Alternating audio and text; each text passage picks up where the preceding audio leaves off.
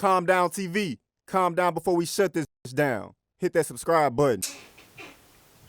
Performing. Had chance perform, right? Yeah, couple times. How you how you like performing? Performing is cool, just because what I take from performing is, well, shout out DJ Trill, The Ring. That was my first performance. You know what I'm saying? She put me on the map, so shout out Trill. That's my dog too. But shout out Sonny D. Before Trill came into play, he was the first DJ to spun talk my shit. Shout out Sonny D. But DJ Trill and her whole The Ring movement, that was the first thing that I did. And I went to The Ring performance with Queasy. She had a performance, and I wanted to go just to see what it was. Because Trilla tried to invite me before, but like I said, I'm real skeptical on stuff, so I'm like, I don't know. I'm going to go see what it's about first. So I went with Queasy, and I was like, yeah, this is cool, because I really thought it was like a cypher type of thing. I thought it was like somebody going to play a beat, and they just pass the mic around. I didn't want to do that. Yeah. So I was like, I'm going to go see. But once I went, it was cool, and I was like, yeah, I think I'm going to do this. So yeah, I started doing The Ring and shit like that, but the thing that I take the most away from performances is because, when you put out music, you see your streams and all that stuff, but you never know if the person that streamed it liked it or not. It's just they took it, listened to it. You know what I'm saying? They played it, but you don't know if they like it. You go to a performance, they really gonna let you know if you're good or not. You know what I'm saying? Like if you're good, you're gonna see people vibing. If you're not, you're not. Right. So it's like it give you like a real experience. Like, okay, maybe this ain't it. Maybe this is it. So performing is definitely big for me, just because, especially when you got new music. But just to get the real feel, to like give you a second boost of confidence. You know what I'm saying? So big for sure. Shout out to The Ring. Anything that, like, when you watch the video or just thinking back, is there anything you feel like you can do better or? For sure. My stage presence. Yeah. I see. I'm not a big people person, yeah. So I'm very sheltered. I'm a Sagittarius. I'm very introverted. Like, I don't really go anywhere. So getting into this rap shit with the whole performing, like, was a real big step for me, just because it would be so many people. Exactly. You know what I'm saying? So many people, and people I don't know, and you know what I'm saying? I don't really trust anybody, so I'm kind of on my 10 the whole time. So when I perform, I don't really like loosen up and let my self come out. No. I'm always like, I walk around, don't get me wrong, I do little hand gestures here and there, but I'm so much of like watching people. Like, I'm just like, okay, who is that over there? Why he looking like that? You know what I'm saying? What's she doing? She don't look like she listening. You know what I'm saying? So it's just like, I really just be stiff, I guess you can say. So that'll be my biggest thing that I need to work on. Because as far as like lyrically, I make sure all my words are said, but that's what I need to work on. Okay. You ever hear any of your songs and like your old songs and be like, damn, I probably should have said this or could have said that? The thing about my old songs, well, yeah, okay. So as far as my musical, I guess, put together is like, my next song gotta be better than my last. Like, I try not to keep the same energy. Like, it gotta be, the lyrics gotta be better, the delivery, the flow gotta be better. So as far as that goes, lyrically, it definitely is some things that I probably would change. I'll probably keep the same energy and movement going, but I'll probably change some of that around. And since I'm a little more seasoned experience when it comes to recording, I definitely would have did a lot of things different. But I still like the songs as a whole, but as far as me, I can tell that was like my beginning stages compared to where I'm at now. So okay. Now, songwriting has become more popular in hip hop. It's always been popular in a lot of other genres, but it's been more popular in hip hop. Would you let somebody write a song for you? No, I can't. And one big reason why I really just don't. I mean, the people who do use, ghostwriters, that's fine. Everybody got their own way of doing stuff. But me, like, I like to be able. This is an interview. Now, if Calm Down was to go to one of my songs and be like, oh, well, let me listen to this part of his song, and I'm going to ask him about it, I want to be able to tell this man something. You know what I'm saying? Like, oh, yeah, this happened this then, or this I was this age or something, and you got somebody writing a song for you. You really can't. I feel like you got to somewhat connect with the song. You know what I'm saying? If somebody else write it for you, you don't really have a connection. You don't really have like a bond with the song. And somebody asks you, oh, well, where'd you get this part from? Where'd your inspiration come for this part? And then all you can say is, the ghostwriter. Like, I mean, shit, like, so I couldn't do that. Like, it'd make me feel so dirty. Really, but, yeah, couldn't do it. You mentioned King Von and Lil Durk earlier. Yep. And, well, do you watch any interviews? Just like Vlad, Say Cheese, all the big Oh, yeah, for sure. Dirty Glove, shout out to all Yeah. of them. Shout out Famous Animal TV too. I got to throw you in there too. But anywho, Oh, yeah, for sure. Shout out Famous Animal. Have you seen any of the Charleston White interviews? Who is that? It's the Texas. People call him Texas OG. He like an activist and from Texas, and he got popular for calling out a lot of the famous rappers and stuff. I might have to look into that then. Be calling people out. That sounds like that might be kind of funny. But no, I ain't never heard of him. Well, he in one of Vlad's interviews said that Lil Durk is an agent of darkness because, don't quote me, but he said everything around him is dying. He said, so he's the agent of darkness. Something like that. That ain't my first time hearing that. It didn't come from him, but, you know, social media talk. It ain't my first time hearing that. It's a lot of speculation around Durk and shit like that. But, you know, who knows? Okay. It's scary, though. Like, it's just like, dang. But, yeah, it's definitely something that, like, opens your eye. Like, okay. But, yeah, weird. Speaking of, interviewers and podcasts and stuff, No Jumper, they played part of your EP on the yeah, Lilo and Stitch. Y'all go listen to that. That's as far as that's the name of the single, Lilo and Stitch. Lilo right? and Stitch. Lilo and Stitch. How you get on No Jumper? Man, shit. You know, I watch Adam 22, shout out to Adam. Yeah, shout out Adam 22, No Jumper. Y'all, I appreciate y'all. Like, y'all for real, like, it was a dream come true. But I watch a lot of No Jumper, you know, interviews and just them messing around doing what they doing. And you know, I'm first of all, I'm subscribed to them. So I get all the little updates of what they do. And I was on there one day and it was like a Friday, which is today, and they listen to your music. So I was like, oh, okay, you know, let me see what that's about. So I went on there and looked, and you know, it's a little, you know, I'm gonna give y'all, I'm gonna tell y'all how to do it, because a lot of people probably was like, damn, how you get on No Jumper? It's easy. Like, you go to the No Jumper, because I ain't no hating ass nigga. I'm gonna tell you how to go do it. If they like it, they like it. If they don't, I helped you. But anyway, you go to the No Jumper page, you know, or just the website as a whole.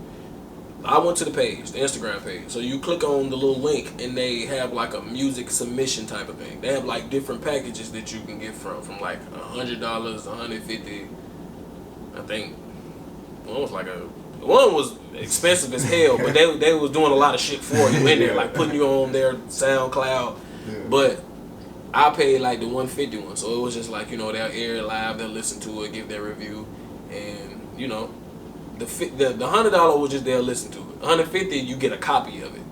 I didn't think that went all the way through because I recorded it on my phone, so I could have saved $50, but it's cool. But yeah, so that's how that happened. They played it, and it was cool. Shout out No Jumper. Speaking of No Jumper, did you see Lil Baby and 2 Chainz versus Quavo and Jack Harlow? You know what? I watch a couple of those little basketball things. But I'm going to tell you this. I was on Instagram and I saw, who was that shot that free throw and missed? So, Lil Baby. I saw that nigga, Lil Baby, shoot a free throw and hit the backboard or something. Like, it was something. No jumper. Yeah. No, for real. Like, and you ain't even got to jump to shoot that one. So it's like, damn. Like, literally no jumper with no jumper. Like, it's crazy. But I seen that and I was like, do I really want to waste my time and watch a Lil Baby do this? So I did not watch it, but I saw that. Yeah. You got a favorite athlete or favorite team or follow any sports? Yeah, I got a favorite team. NFL. Well, NFL, I'm kind of torn between two, but if I have to pick one, it'd be the Ravens. Now I was a Ravens fan before Lamar Jackson came in. For the ones who be like, oh, he ain't like. I was back when Ray Lewis, Ed Reed, and all them was doing their thing. You know what I'm saying? So the Ravens, and I like the Rams as well. But I like the Rams because I like Todd Gurley. Because I'm a Georgia Bulldog fan for the college football. So I was fucking with Todd Gurley, but of course he doesn't play there anymore. NBA, I'm a Brooklyn fan. No, I'm not a bandwagon, but I was not a Brooklyn fan ever before, but I'm going to tell you why I am now. Because, for one, I used to be an OKC fan. I love James Harden, Kevin Durant, and Russell Westbrook. That broke my heart when they broke up. Like, man, like that would have been, that like, history would have been different if they would have stayed together. But, that's when I started getting on them. You know what I'm saying? Then James Harden left, so it kind of made me a Rockets fan because I was a James Harden fan. Exactly. Then KD left and went to the Warriors. I wasn't a Warriors fan, but I liked KD. You know what I'm saying? Then they kind of joined back together. Then my favorite PG is Kyrie Irving. So you know what I'm saying? Then he was there.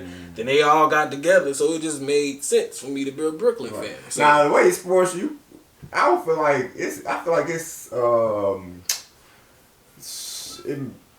I don't feel like it's a problem to switch teams because sports ain't the same. The players beat the teams a lot of times, so it's like when you switch, when the players switch teams, you gotta switch teams type shit. Yeah, and I understand where you're coming from that, like the little loyalty standpoint or whatever, but I guess it just depends on what you're looking for as far as your career. Like Charles Barkley, I don't think he ever won a championship, but he was with the team. You know what I'm saying? Like Kobe, even though he's won championships, but Kobe was so like loyal to LA. Like rest in peace Kobe. Even when they was out of their winning streak, you know what I'm saying? They was going in like the Dwight Howard era when they wasn't really winning anything. But he stayed with the Lakers because he had like a for real like genuine bond with them. So, but he just happened to win along the way. But you got some people who are true to the team and just gonna rock it out as long as it is. And you got others who is just like, I'm trying to win the championship. I don't care how much money I'm finna make. I'm trying to get me a ring. Now some people are for the money, and they be like, okay, I'm gonna stay in OKC. They want to give me $100 million. You know what I'm saying? I'm gonna stay here. So it really just depends on who they are. Then you might lose some respect depending on how long you stayed somewhere, and you kind of just jump ship like that. But life is what you make it, right? I had a chance to go any professional games. A couple of them. I didn't really. Now that's one thing I haven't done a lot of. I think I went to like 2 Titans games. I'm not a Titans fan at all. For the people who know me, y'all know that. But there's more games than I've been to. Yeah, I was young though. I might have been like, I can't even remember who they played. So that's how you know it was a long time ago. But I went to 2 of those. I went to a hockey game once, but I ain't like that. It was too cold in there. But other than that, that was it. What about concerts? Been in any concerts? I've been to 2 concerts. My first concert ever, like, that I've ever been to was a Lil Bow Wow concert. My mama took me up. And the second concert that I've been, it was maybe a couple of years ago, and it was a Lil Uzi Vert concert in Tallahassee, Florida. So that was pretty cool. We thought he would, like, it was crazy though. Like, his shit was live, but he was like standing on tables and stuff. Y'all know Uzi like wild and shit. So he's standing on tables, and he like, I think he fell or something. And at one point, we thought somebody was like beating his ass. Like somebody was like, "Oh, stop!" I'm thinking like, "Damn, they up here kicking Uzi's ass." But they wasn't fighting. I think it's because he kind of flipped over. But that was only 2, Uzi and Lil Bow Wow. Yeah, 2 little bitty, the littlest people in the game. Man, exactly. I'm thinking like, damn, why they beating up Uzi like that? Like, what the fuck he do? He was a lot. It was real late, so I thought maybe some people was upset. Yeah. But yeah, Uzi Vert. Shout out Uzi. Anybody like that you would like to see perform?